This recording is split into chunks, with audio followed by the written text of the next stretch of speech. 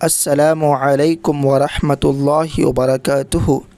قال رسول اللہ صلی اللہ تعالی علیہ وسلم ان للہ ملائکۃ سیاحین فی الارض یبلغونی من امتی السلام۔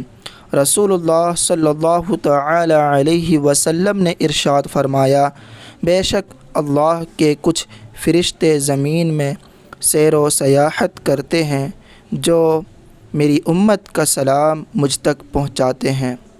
محترم ناظرین سامعین، بے شک اللہ تعالی ہمارے اعمال کو دیکھتا اور جانتا ہے، پھر بھی اس کی بارگاہ میں فرشتے ہمارے اعمال پیش کرتے ہیں، یعنی ملائکہ کے درود و سلام پہنچانے سے یہ لازم نہیں آتا کہ حضور پر نور صلی اللہ تعالی علیہ وسلم بنفس نفیس ہر ایک کا درود نہ سنتے ہوں۔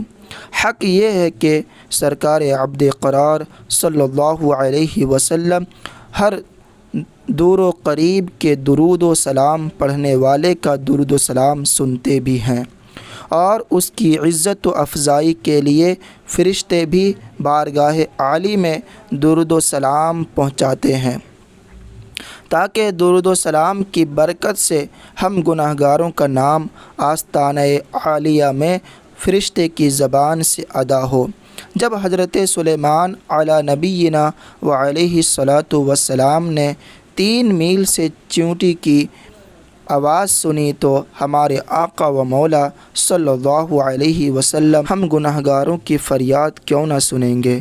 بالکل ہمارے آقا و مولا صلی اللہ علیہ وسلم ہم گناہگاروں کی فریاد کو سنیں گے۔